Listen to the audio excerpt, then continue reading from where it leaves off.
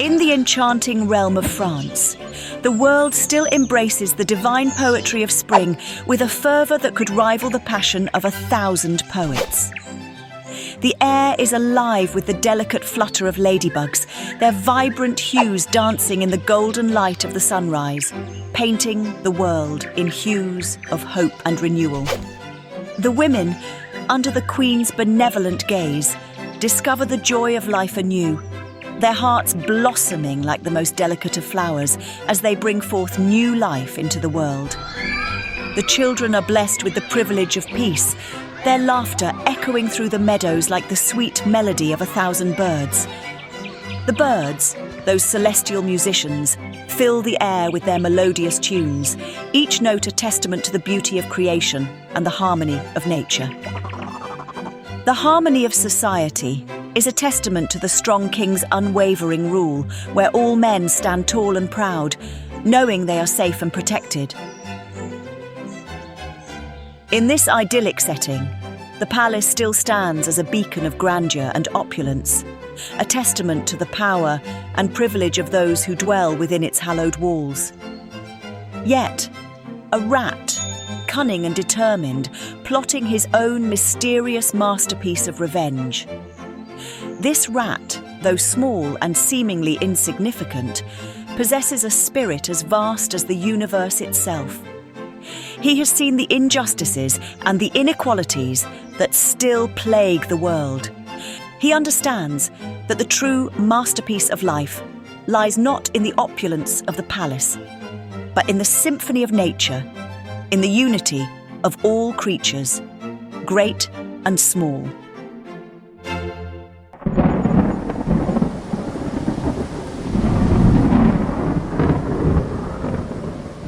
The French Revolution stands as one of the most pivotal events in world history. It was a period of radical social and political upheaval in France from 1789 to 1799, marked by the collapse of the Bourbon monarchy, the rise of radical factions, and the reign of terror.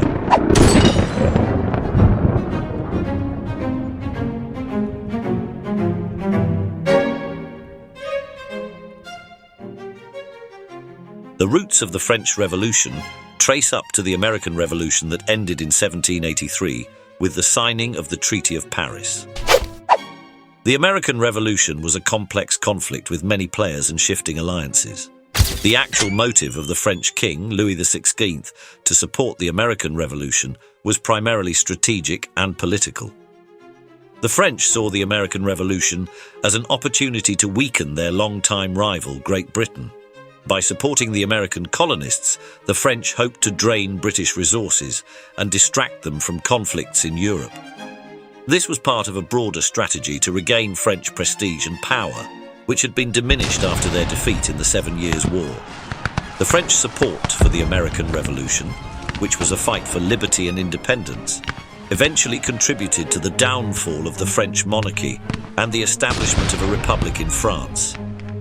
The ideals of liberty and equality that the French supported in America were the same ideals that fueled the French Revolution.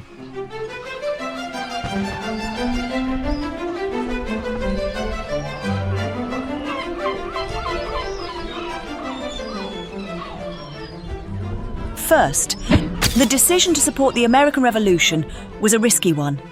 The French palace, or the French monarchy, did not fully anticipate or understand the potential consequences of supporting the American Revolution.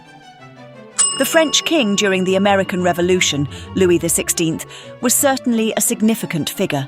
However, his reign was marked by many challenges, including economic difficulties, social unrest, and political divisions.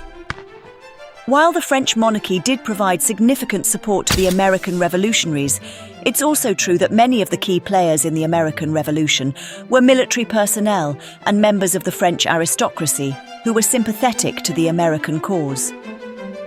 These individuals provided crucial military and financial support, as well as strategic advice. The French government spent large sums of money to support the American Revolution, which exacerbated the already existing financial problems in France.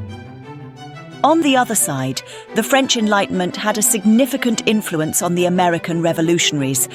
The ideals of liberty, equality, and self-governance that were championed in the American Revolution were broadly discussed and debated in France, particularly among the intellectual elite, which resonated with the French people, shaped the ideology of the French revolutionaries, and finally contributed to the outbreak of the French Revolution.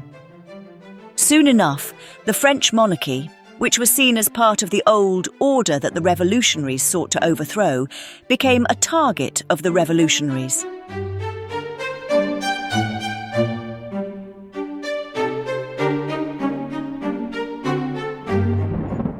The American support for the French revolutionaries was driven by a combination of ideological, personal, strategic, economic, and moral factors.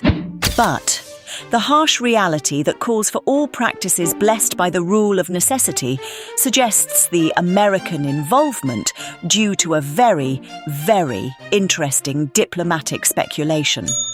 The American government saw the French Revolution as an opportunity to weaken the British Empire, which was still a major rival of the United States at the time. By supporting the French revolutionaries, the Americans could potentially gain a powerful ally and weaken their common enemy.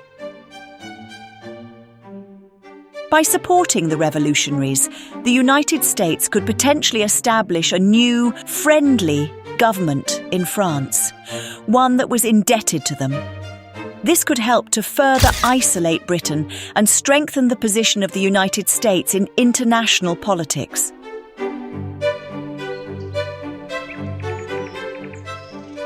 Many of the leaders of the American Revolution, such as Thomas Jefferson, had close ties with French intellectuals and leaders.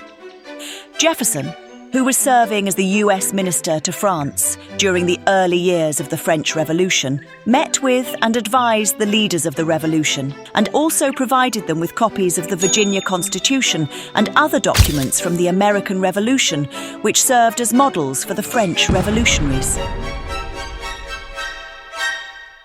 However, it's worth noting that the US government, under President George Washington, officially remained neutral in the French Revolution and didn't provide direct military or financial aid to the French revolutionaries.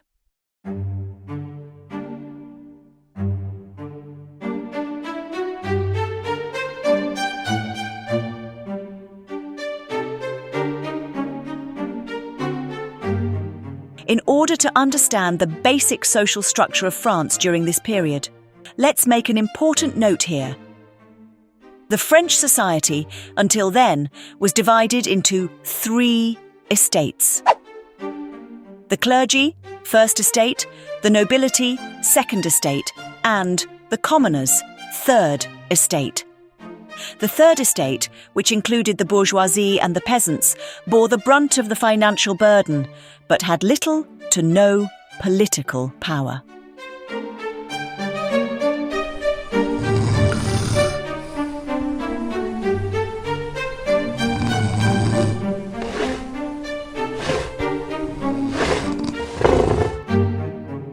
The second important note we have to make at this point is the decline of the French palace. The decline of the palace refers to the gradual deterioration and eventual fall of monarchical power and influence, often symbolised by the decline of the physical structures associated with royal authority.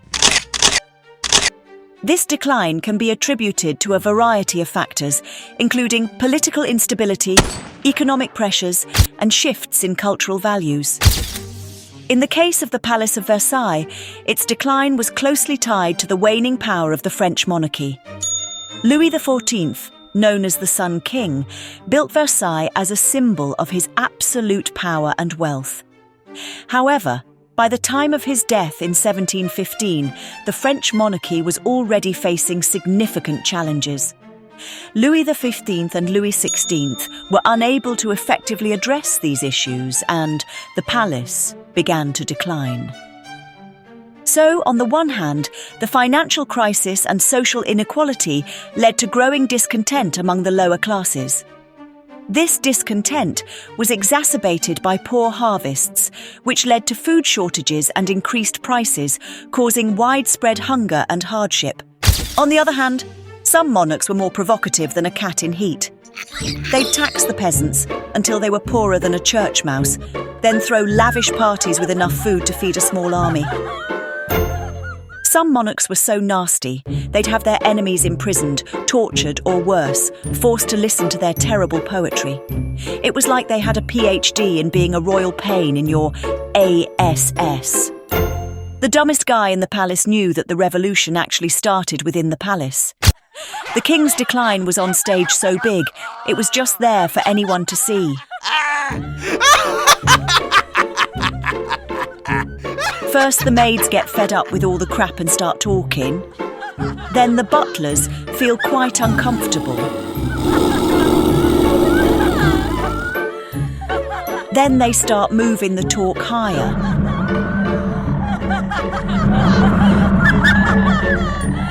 Then the guards' council starts getting nervous.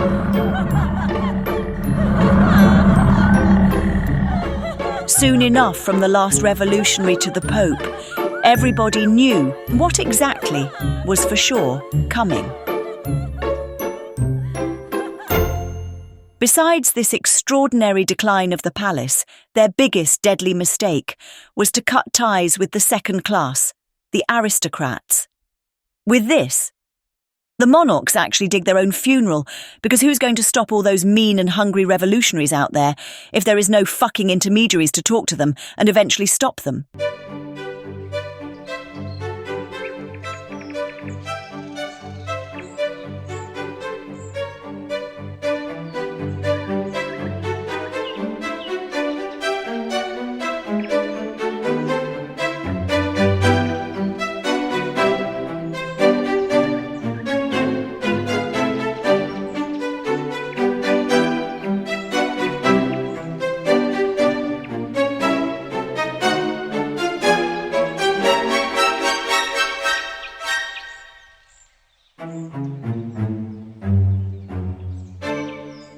The revolution began in 1789 with the meeting of the Estates General, a national assembly representing the three estates of French society: the clergy, the nobility, and the commoners.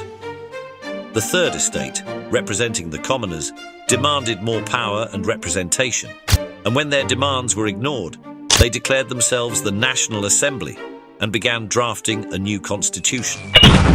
This led to a series of events that culminated in the storming of the Bastille, a royal fortress in Paris, on July 14, 1789. This event is often seen as the beginning of the revolution. The king, Louis XVI, was eventually overthrown and a republic was established. However, the revolution was far from over, and it would continue to be marked by periods of violence and instability.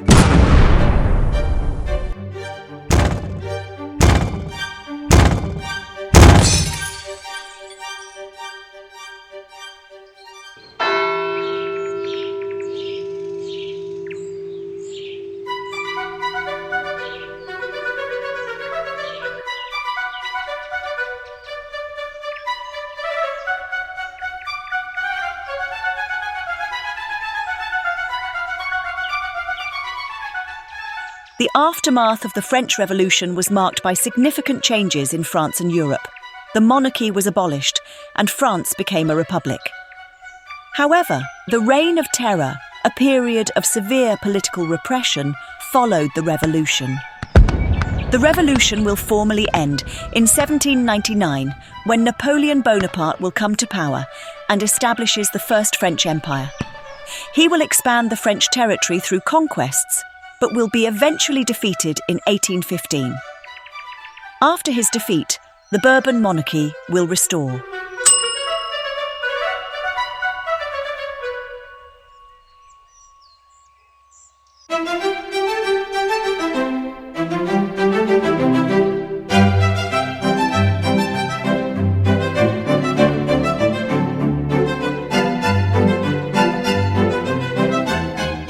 And so, with each stroke of his tiny paws, the rat still works towards a future where the world will be reborn, where the light of the gods will shine upon all, and where the true beauty of France will be revealed in all its glory. For in the heart of this humble creature, there still burns the fire of revolution, a flame that will light the way to a new dawn, where the rat and the palace will stand as equals, united in the pursuit of a better world.